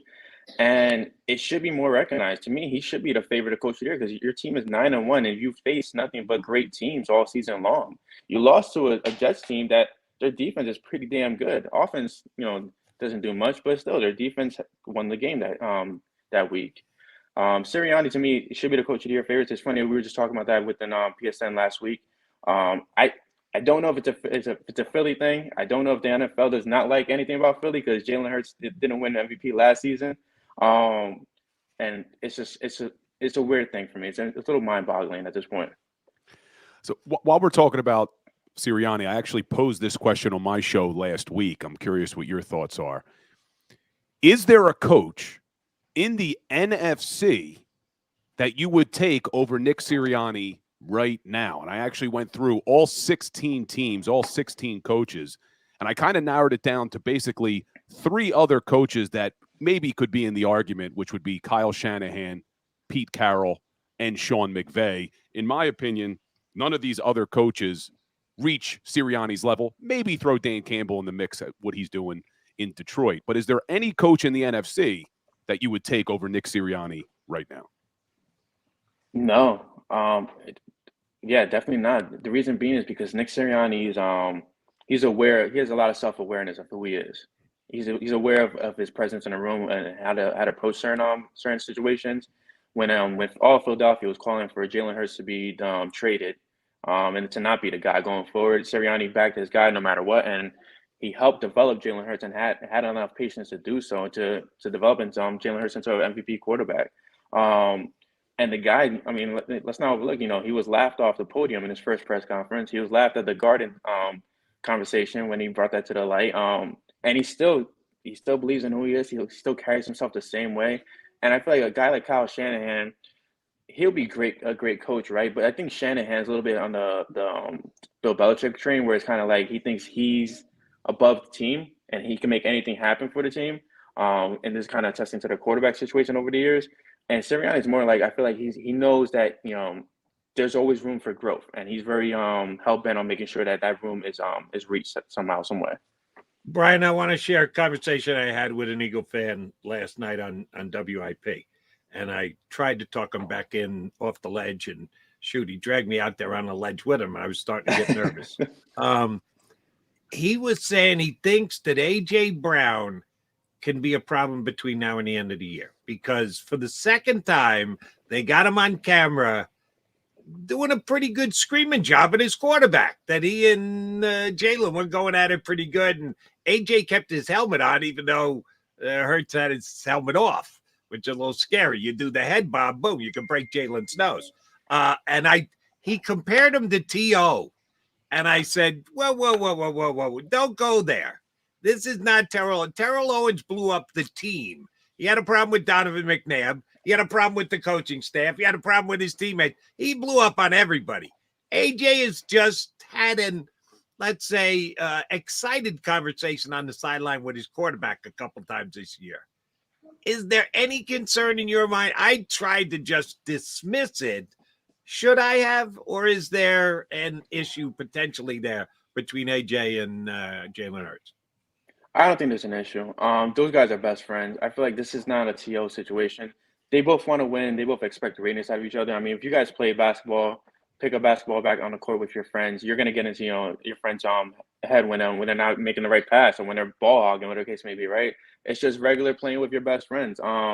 I don't think there's an issue. I think it's just a matter of AJ expecting greatness out of Jalen, Jalen expecting greatness out of AJ. You're going to see moments where I forgot what game it was. I want to say it was against the Commanders when AJ put the ball right in front of Emmanuel Forbes, and they cost him a penalty. Jalen Hurts went up to AJ, and he had the same kind of discussion, a little bit of heated discussion about it, right? It's a part of the culture that they have where they're open with each other and they're open to constructive criticism, and it's not going to be anything that I feel like is a problem in the future. I think this is only going to grow into something better in the future between these two and even Devontae Smith. But AJ's not the type to be concerned about at the moment. I agree with you. Sometimes you look at the receivers and when they're demanding the ball, and it could be an issue, but the relationship him and AJ have, it seems to be so strong that you don't worry. I think sometimes that's overblown too when you talk about, the quarterback receiver have a good relationship. In this situation, they actually do. They really are best friends off the field even before he started playing here. So I just asked you if there was a coach in the NFC you would take over Nick Sirianni. I think I know the answer to the next one, but is there a quarterback in the NFC that you would take over Jalen Hurts? You're telling me you guys would not take Josh Dobbs over Jalen Hurts? Oh, no. The legend of Josh Dobbs, you mean? No, Jalen's one of a kind. He's a triple threat in the league that needs his type of mentality and type of play skills. Jalen is I've been saying this since last year when he in a Super Bowl matchup, but I feel like he's a top 2 quarterback. I feel like he brings that presence that Mahomes brings. Yes, people love the no-look flashy passes that Mahomes does have, but Mahomes has his flaws, right? I mean, he flops more than any other player in the NFL, in my opinion. But Jalen he's aggressive by nature, and he's patient. He understands what is stealing. He's exactly like Sirianni. He understands that there's room for growth, and he wants to fill it up as much as possible. The arm talent is there, the mindset is there. And I feel like Philly's going to be in for a lot of great years with Jalen at the helm. Did you say flops solely because Fletcher Cox pushed him the other day and he went down like he was shot? Is that what you're referring to? My issue with Mahomes, and this dates back to the Super Bowl, is the calling for flags on almost every single play. I feel like, just play, man. Like if the flag is not there, you can't demand it. Like we're not in that kind of league where it's the NBA where you could just demand fouls and the referees just pull up and call and blow the whistle. You know who that is in the NBA? That's Jason Tatum. Every single play he thinks he's fouled. Every single play he's looking at the ref like he's going to kill him afterwards. Yeah, just play. That's all you have to do. Just play. I do agree with you there. All right. You impressed me earlier with the thinking ahead of thinking ahead of thinking ahead. So I'm going to ask you to think way the hell ahead. And it's an unfair question. And if you get it wrong, nobody's going to remember anyway.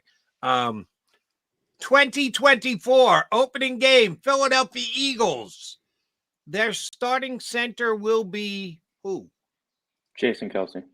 You think he's coming back? I think he comes back for one more year. I think they talked about it. Did you watch it on TV or were you out in Kansas City? No, I watched it on TV. They were talking about it a lot. Over and over and over again. Both Aikman and Joe Buck kept going because I know Jason's never been done, the whole Kelsey thing. But okay, the first time you mentioned it was cool. Don't know if he's going to be back. Then they went to it again. Then they went to it again. Then they went to it. Just call the game. Talk about not throwing flags. They dropped the whole is Kelsey playing next year thing. But now I'm bringing it up with you. And you're telling me he's playing again next year.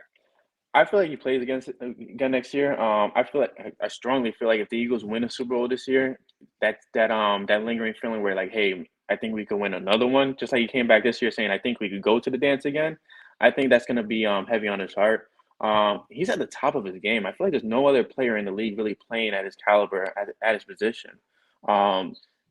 Whether he leaves now and leaves on top or finishes, with the Eagles having maybe one more Super Bowl trip afterwards, it doesn't matter to me. But I strongly believe he has one more year in him. It's a weird so you see his play like he's not. I feel like he's not as banged up as he was last year and the years past. And he's playing at a high level. I feel like you just can't walk away at this rate. I hope you're right about that one. All right, one last one for me. What is the key ingredient on the Cameron Thanksgiving table? What's the one thing you could not do without tomorrow when the missus and or the mom or whoever doing the cooking, or maybe you, are you a chef? I don't even know. What's the key thing on the table that you will be bogarting tomorrow come Thanksgiving in the Cameron household? So I shouldn't be, but I'm Puerto Rican, so we're very big on pernil, which is what? Where? ¿Qué pasa, amigo? So it's pretty much shredded pork, but marinated a certain way. That's one thing that as a child I can't do with Thanksgiving without. But I shouldn't be eating that at my age, but still, you got to do what you got to do. All right, you got to spell this for me. What are we talking about here? So it's spelled Pernil. In Spanish it's pernil, but in English it would be pernil. Pernil. I'm gonna have to get the wife working on this for a future Thanksgiving. Not happening tomorrow, but something that we will need to look into. Brian, great stuff. Do yourself a favor, your family, tell your daughter she's a TV star when you get done here. Thank you very much for coming on, and we'll get you up again soon enough. Appreciate you guys. Thanks for having me on. Take care. Our pleasure. Happy Thanksgiving, man. Brian Cameron here with us on Birds 365. All right, since you are a cuisine expert, Mr. Colorillo, pernil, yay, nay, ever, what? You got an idea as to what he's talking about here? I've never even heard of this. Never had it, man. But I'm going to look it up. I like trying different cuisine. With the way he described it in a short little description, it sounded outstanding to me. And I did take 8 years of Spanish, 4 in high school and 4 more in college. I've forgotten basically everything I ever learned. I can curse in Spanish, but I don't want to do that here on Birds 365. I never heard of that dish. We're going to have to do some investigating on that. You know what I've been hearing a lot, and I have not tried it yet, is oyster stuffing. Have you had oyster stuffing before? No, because I don't like oysters. But my partner on the radio side, Glenn Macnow, brought that up as a Thanksgiving possibility on his table.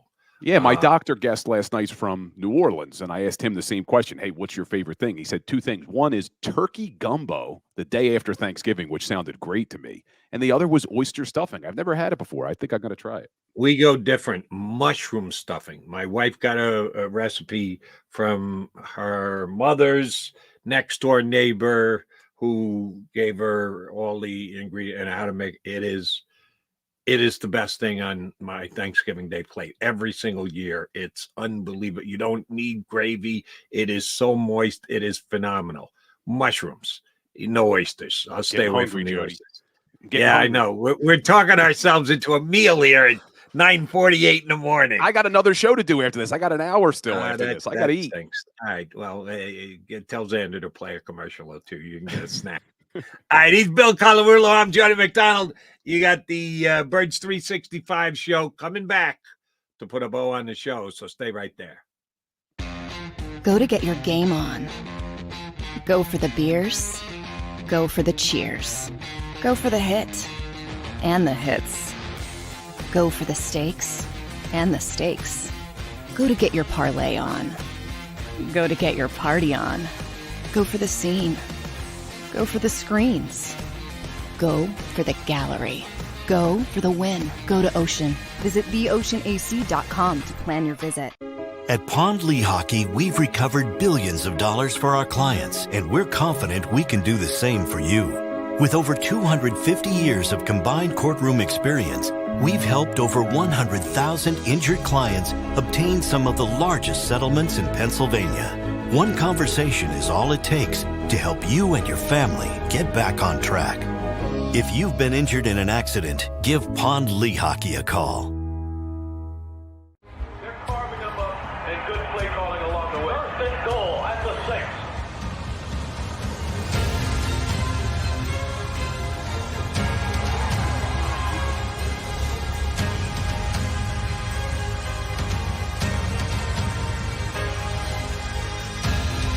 On the field of life, First Trust Bank is there for you. Champions on 3. 1, 2, 3. Because Philadelphia dreams deserve a Philadelphia bank.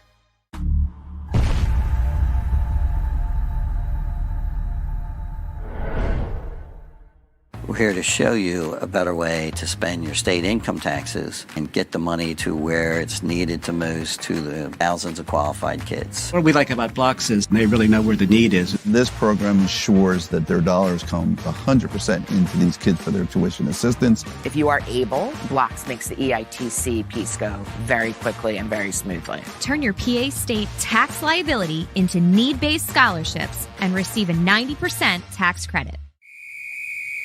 Underdog Fantasy has a way for you to play alongside your favorite football team all season long with their fantasy pick'em game.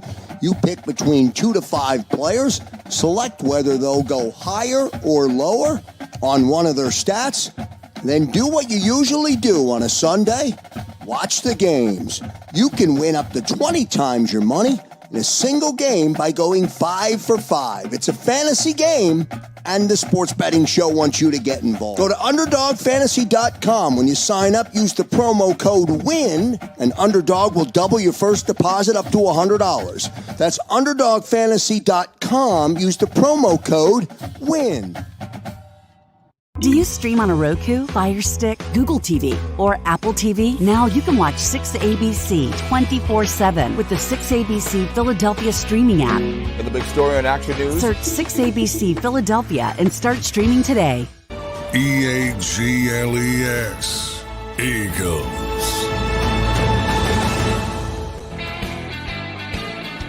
All right, coming down the stretch here on a Birds 365 episode with Big Colorado in for John McMullen.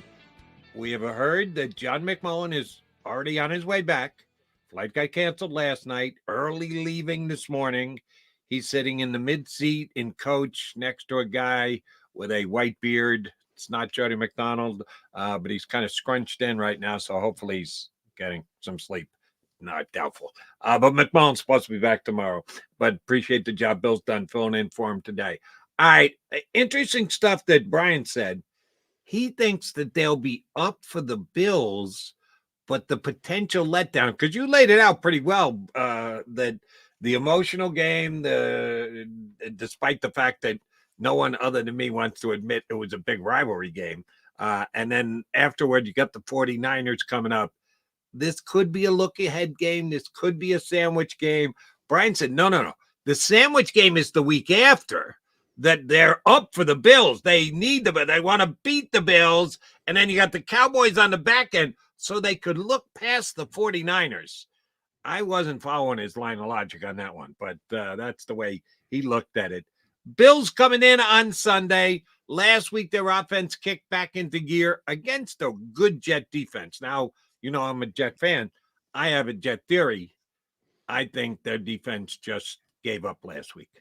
That just having to watch Zach Wilson so poorly play quarterback in the National Football League that they were just like, screw it. We're not going to. Why are we doing it? Why are we doing this?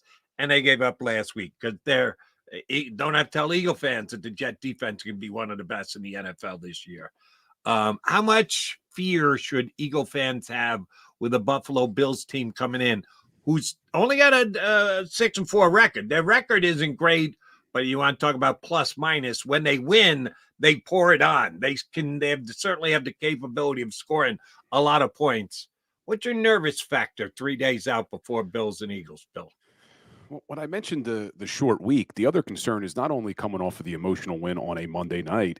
You have Thanksgiving on Thursday, too. These guys have families. These guys are going to celebrate. Yeah, but so do the Bills. That they do. That they means don't nothing. But they don't have the short week on top of it, is what I mean, Jody. So you have the short week and Thanksgiving. But what we've seen with this Eagles team and Nick Sirianni, nothing seems to bother them. They have a good culture. So I'm not as concerned as I would be in other years with a short week. But these Buffalo Bills, I went back and looked. What's crazy, you talk about pouring it on when they win. In their 6 wins, they have a turnover differential of +9. They've only turned it over 5 times, and they've taken it away 14. Oof. In their 5 losses, they've turned it over 14 and only taken it away 5. The complete opposite. So we talk about it every week that the turnovers are going to be important. They're really going to be important this week in trying to get Josh Allen to continue to be that turnover machine. But outside of those turnovers, Jody, you look at this Bills offense, They're top 10 in almost every single category. The problem has been they're 26th in turnovers. So you really got to turn over Josh Allen because they do put up points. They do put up a lot of yards. It's going to be a good game. I'm not looking past Buffalo at all, but you can't ever bet against this Eagles team, man. All they do is win, but this is not going to be an easy game by any stretch of the imagination. And you just gave the numbers on how many turnovers the Bills defense has gotten. They've gotten a ton this year. Adding to that, the last 3 weeks, Rasul Douglas. Rasul. 3 turnovers in the last 3 weeks. I'm just saying that's a pretty good percent. 1 turnover per week is not a bad defensive stat line to have. And we'll see if Rasul comes in and gets another one against Eagles. Oh, if he does, yeah, Eagle fans, you don't want to listen on Monday. Yeah, sorry. It's not my job to tell people not to listen, but I will be pointing out that Rasul Douglas got another turnover again this weekend, if it happens. Hopefully not the case. Hopefully no turnovers for the Eagles. Eagles finally won the plus-minus this past week. They had not been winning it yet. They continue to win games. Be careful if you do that again this week against the Bills. They might be good enough to make you pay a price. All right, Billy C., thank you very much for jumping in. The Power Hour is next. You're going to get a cup of coffee. You're going to take a leak. What are you going to do during the 2 minutes before you come back and have your show? Yeah, I got to get a little water, man. Got to get a little water. I got to talk for an hour now. But, yeah, stay tuned. We got Kayla Santiago joining the show. She does every Wednesday, does a real good job with the Eagles. And a little Sixers talk today as well. Very nice. Oh, by the way, Joel Embiid, defensive liability. Great on offense. MVP-like again. Teams are taking advantage of him on defense, but that's just one man's opinion on the Sixers. I'll get out of here. You will get Colin Willo's opinion all by his lunch with Kayla for the next hour. Hopefully Johnny Mac back tomorrow. He's in the air. We know he's in the air. We just need to land the plane successfully, and then you get Mac and Mac tomorrow. Have a great day, everybody. We'll be back in 2 and 2.